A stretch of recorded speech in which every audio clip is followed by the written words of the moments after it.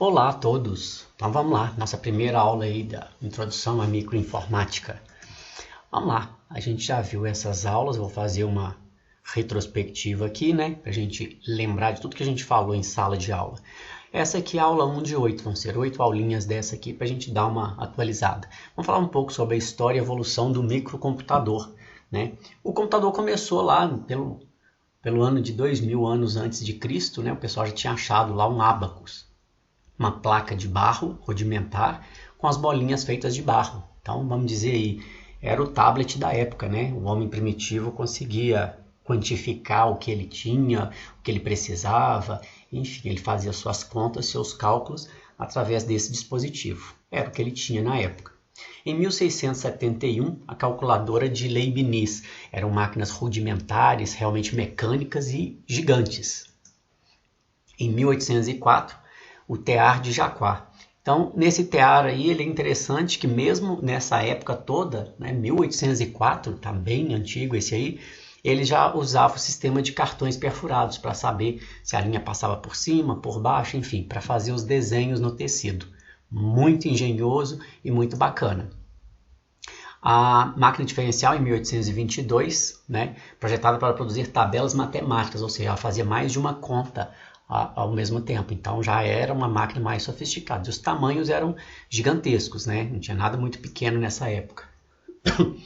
A máquina analítica, em 1843, aí ela já fazia contas tanto de soma quanto de subtração, uma revolução aí na época. O tabulador de Hollerith tabulava estatística com cartões perfurados. Então eles pegaram os cartões que eram utilizados lá nos teares e colocaram aqui para começar a fazer essas contas mais fáceis, né? Introduzir os valores mais fáceis. Eis aqui a foto de um cartão perfurado. Era uma placa de papel com os furos que identificavam, né, os valores. Em 1942, Blaise Pascal então fez a Pascalina, uma calculadorazinha de mão. Realmente essa era pequena, mas ainda assim mecânica, com engrenagens, né, bem rudimentar, mas de um tamanho menor. Em 1943 surgiu então o Mark I, né, com seus 420 interruptores que eram ajustados manualmente para que os valores fossem introduzidos. Então, assim, precisava de uma equipe muito grande para estar controlando este computador, né? Ele era uma máquina muito grande, tinha 760 mil peças, 800 quilômetros de fios, 420 interruptores para fazer o seu controle, né? Para saber o que estava entrando, o que estava saindo, e realizava uma soma em 0,3 segundos. Quer dizer, uma máquina muito grande para fazer relativamente pouca operação, né? Em 1943 também surgiu o Colossus, criado para quebrar códigos alemães ultra secretos.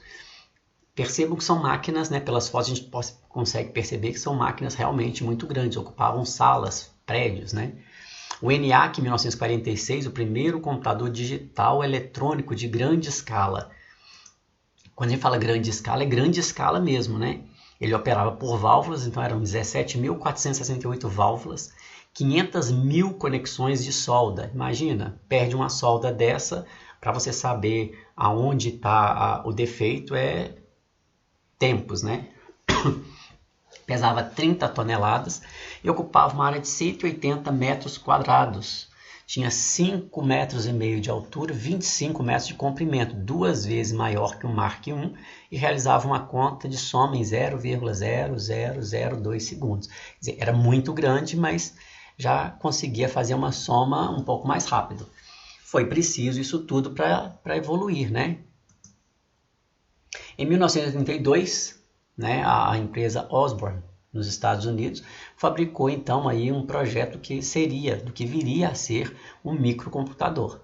Perceba que a gente tem o teclado, alguns disquetes, vinha já com um manual para ajudar o usuário, né? Era uma máquina bem menor, né? Muito mais portátil. Nada comparado com o que a gente tem hoje, né? Notebooks com telas sensíveis, tablets, mini computadores, enfim, hoje em dia a gente tem uma evolução que realmente é fantástica. Mas o problema todo é esse sistema binário. E a pergunta que fica é: o que é o sistema binário, né? Como que ele funciona?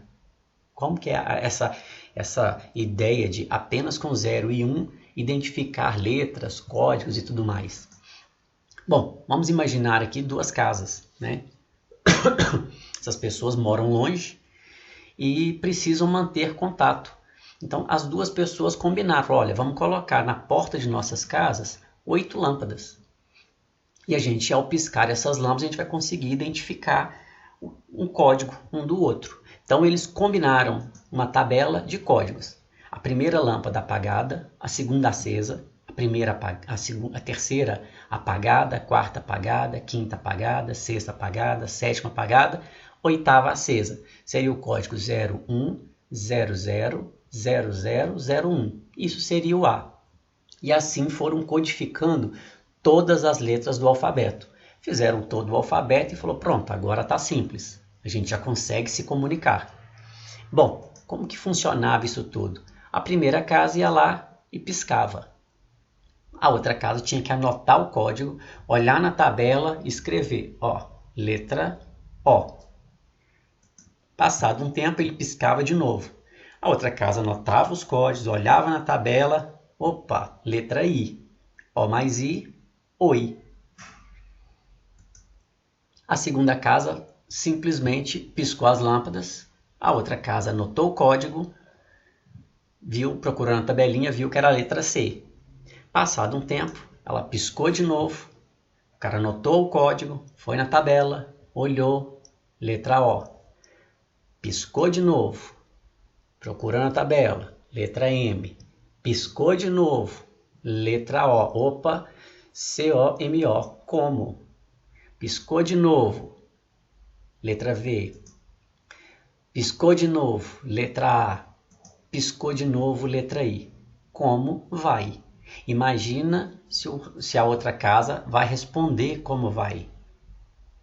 Se a pessoa adoeceu, precisou ir no médico, se o médico pediu um exame, se precisou ir na farmácia, se não achou o remédio, se teve que encomendar. Vão passar o mês, o ano, passando essas informações. E isso é só para a gente entender como funciona. O computador funciona dessa maneira, só que numa velocidade muito mais rápida. Então ele consegue fazer isso com uma agilidade que a gente não consegue. Nós humanos não conseguimos fazer essa leitura, essa identificação desses códigos a uma velocidade muito rápida. Mas aí veio o seguinte problema. Como que a gente vai quantificar essa informação? Não existia nenhuma unidade de medida para quantificar essa informação. Então, para quantificar essa informação, foi preciso criar uma nova unidade de medida, porque as unidades de medidas existentes até então não conseguiam computar, né, quantificar essa quantidade de informação. Então, o pessoal criou uma tabelinha. Cada lâmpada daquela é chamada de bit. Com um bit, a gente não consegue fazer muita coisa. Então, quando eu ajunto 8 bits, eu consigo ter um byte, que seria uma letra, um número, um código, um caractere. A abreviação é só um B, um byte, uma letrinha, um caractere. Se eu ajunto 1024 bytes, eu tenho então 1 kilobyte, que são 1024 bytes, ou seja, 1024 caracteres. Ah, professor, eu sempre vi nos livros que o número é a cada mil. Não, não é 1000, é 1024. 1000 não é múltiplo de 8, 1024 sim. Então, com isso, criou-se uma tabela. 1024 kilobytes, 1 megabyte. 1024 megabytes, 1 gigabyte. 1024 gigabytes, 1 terabyte. 1024 terabytes, 1 pentabyte. E 1 pentabyte corresponde a... Bom, eu chamaria isso de 1 quinquilhão, 125, 4 trilhões, 899 trilhões, 906 milhões, 842.620 caracteres. É muita coisa, né? Atualmente a gente tem HDs aí de 1, de 2 teras. Até a gente chegar a ter um HD de 1 pentabyte, vai ter que ter muita informação. É muita foto para salvar. Alguns dispositivos de armazenamento, né, que a gente teve aí ao longo desse percurso todo, começando aí pelo disquetinho de 3,5 polegadas. Acredito que a maioria de vocês chegaram a ter contato, mesmo que pouco, mas chegaram pelo menos a ver um disquete desse. Então, o disquete de 3,5 polegadas, ele tinha uma capacidade de 1.44 megabytes. Isso hoje para a gente não é nada, né? Um MP3 tem 3 megas. Então, não daria para a gente pôr nada. Uma foto tem mais ou menos entre 3 e 4 megas. Então, não dava para guardar muita coisa. Hoje, né, antigamente, como os arquivos eram bem menores, a resolução das fotos eram menores, a gente conseguia colocar muita coisa dentro de um disquetinho desse. Mas hoje em dia, tornou-se inviável utilizar isso aqui. Bom, na época o pessoal percebeu, né, falou, opa, o disquete vai ficar pequeno, né, a capacidade dele. Eles fizeram o chamado Zip Disk, com capacidade de 100 megabytes. Depois fizeram com 150, com 200, com 500, mas a primeira evolução foi esse de 100 megabytes. Era basicamente o mesmo tamanho do disquete de 3,5 polegadas, ele só era um pouco mais gordinho, mas a capacidade dele era bem superior, 100 megabytes. Vieram então os CDs, Compact Disc, de 12 centímetros. Tinha uma capacidade de 700 megas. Logo na sequência vieram os DVDs, disco versátil digital, também com 12 centímetros, 4.7 gigabytes. O laser que lia e gravava essas mídias era menor, então ele conseguia, no mesmo tamanho de disco, 12 centímetros, colocar muito mais informação. Foi o que aconteceu com o Blu-ray Disc, também com a capacidade de 12 centímetros, mas como a cabeça de leitura ou de gravação, né, o laser lá, ele era bem menor, o pessoal conseguiu colocar muito mais informação. Aqui um Blu-ray de 50 GB, mas tem Blu-rays com tamanhos maiores. Então, de acordo com o tamanho do laser que fazia leitura ou gravação, a gente consegue colocando mais informação nessas mídias. Os pendrives que se popularizaram muito rápido, né, devido ao seu tamanho físico ser pequeno, mas o armazenamento ser gigantesco, né? Hoje em dia a gente tem pendrive de 512 GB, 1 tera, 2 teras, né? É muito bacana. E o seu tamanho bem reduzido. Os cartões de memória se popularizaram com os aparelhos, né, de telefone, câmeras e outros. Então a gente tem cartões de memória aí de vários tamanhos, físicos e tamanhos de armazenamento também variados, para todo e qualquer tipo de uso. As fitas DAT, né? A fita DAT é mais usada na área corporativa, né? As empresas utilizam muito para fazer backup nessas fitas. Ela funciona tipo a fita cassete, né? Uma fita extensa que fica enroladinha lá e os dados são gravados ali. Então, ela é apropriada mesmo só para backup. Para o uso no dia a dia, torna-se inviável porque você teria que rodar a fita toda para achar a informação. O tipo de leitura e escrita é um pouco lenta, mas a capacidade dela compensa isso aí, a capacidade de armazenamento. Então, ela é muito utilizada nas empresas. E os discos rígidos, né? Os HDs. Aqui eu coloquei um disco rígido que a Seagate lançou com 60 teras. E isso um HD SSD. Tá? É uma coisa assim fabulosa. Tem até um link aqui da reportagem, é uma reportagem um pouco antiga, mas eu achei interessante colocar isso aqui. E temos discos rígidos aí 16, 2, 3, 5, enfim, existem discos rígidos aí de vários tamanhos. Esse 60 teras SSD eu nem me atreveria a chutar um valor para ele. Tá? Me parece que na reportagem lá fala em valores, mas é uma coisa assim fora do normal, né? 60 teras, ainda mais em SSD, é muita coisa. Bom, o Japão, como sempre, né, ele gosta de fazer miniaturas.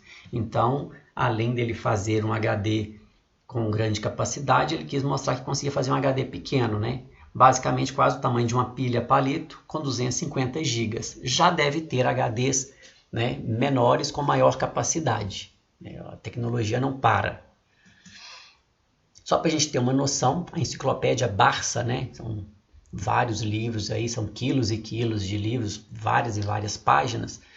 Essa enciclopédia toda consegue ser guardada, armazenada, gravada em uma única mídia de CD de 700 megas. Então, antigamente, quando você comprava a enciclopédia Barça, você ganhava um CD com toda a enciclopédia gravada nela. Só para a gente ter uma noção de quantidade de armazenamento em páginas, né, em textos. Ok? Um abraço, até a próxima.